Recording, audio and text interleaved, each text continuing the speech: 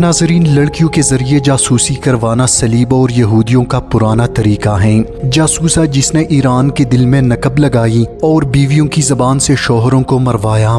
Mossad के लिए जासूसी करने वाली कैथरीन की हैरत अंगेज कहानी, जिसे सुनने के बाद आपका दिमाग मुकम्मल घूम जाएगा और आप ये सोचने पर मजबूर हो जाएंगे कि आखिर ईरान जैसे मुल्क में ऐसा कैसे मुमकिन हो सकता है। नाजरीन, एक फ्रांसीसी दोशीज़ा जिसने इस्लाम कबूल किया और एलानिया तशीह इख्तियार कर लिया। इसने ईरानी इनकिलाब की तारीफ की, विलायती फिकिया की हिमायत की, यहाँ तक कि इसके मज़ामीन ईरान के रहबर आला आयतुल्लाह खामनाई की वेबसाइट पर शाया होने लगे। लेकिन ये सब महज नकाब थे, दर हकीकत इसके पीछे मुसाद के आंखें छुपे थे जो ईरानी निज़ाम के अंदर से हर चीज को देख रही थी। कैथरीन किसी आम जासूस की तरह ईरान में दाखिल नहीं हुई, बल्कि वो एक लिखारी, सहाफ़ी और मुफक्किर के तौर पर सामने आई। इसने सियासतदानों से मुलाकातें किए, पासदारान इनकिलाब के साथ बैठकें जमाई, इब्राहिम रईसी से मिली और सहाफती तहकीक के पर्दे में हसास इलाकों का दौरा किया। मगर सबसे खतरनाक महाज था खवातीन की निजी महफिलें। वो ईरानी आला हुकाम, फौजी अफसरान और साइंसदानों की बीवियों की करीब हुई, इनसे करीबी ताल्लुकात बनाए, इनका दिल जीता,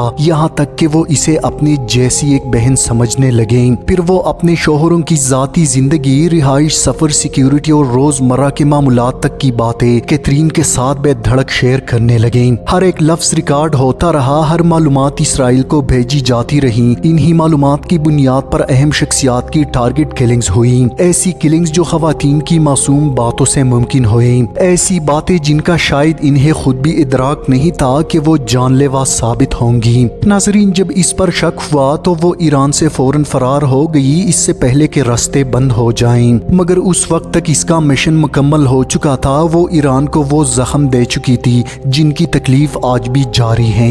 इसराइल अब तक इन मालूमात की बुनियाद पर खुफिया और मोहलिक कार्रवाइयां कर रहा है जो कैथरीन ने ईरान की ईवानों और घरों से हासिल किए। दुनिया की तारीख में हमेशा जंगे तलवारों और तोपों से नहीं लड़ी गई। बाज़ औक़ात जज्बात को हथियार बनाया गया, दिलों को निशाना बनाया गया और ईमान और एतमाद को कमजोर करके कौमों को अंदर से तोड़ा गया। इसराइल की खुफिया एजेंसी मुसाद इसी जंग के एक माहिर खिलाड़ी है और इसका सबसे खतरनाक हथियार हनी ट्रैप है।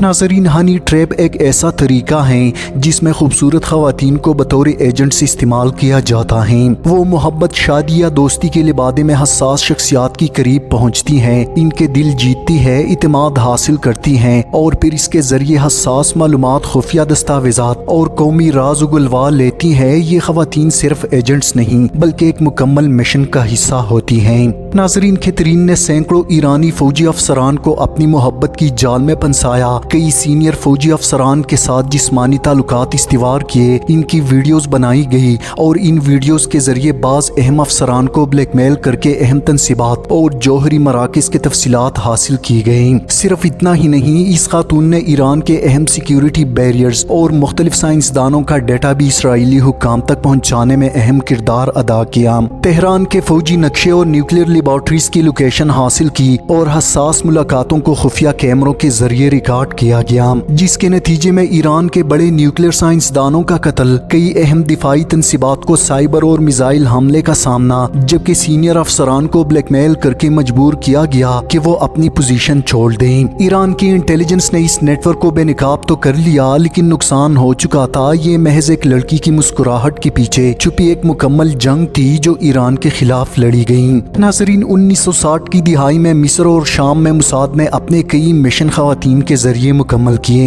इन एजेंट्स ने साइंसदानों, अफसरानों और सियासतदानों से ताल्लुकात कायम किए। मरदमशुमारी, जौहरी प्रोग्राम और दिफाई मालूमात मुसाद ने अरब ममालिक से बिस्तर के जरिए चुराई। इसके अलावा मशहूर इसराइली जासूस एली कोहन ने भी शाम में खवातीन को इस्तेमाल करके कई राज अफशा करवाए।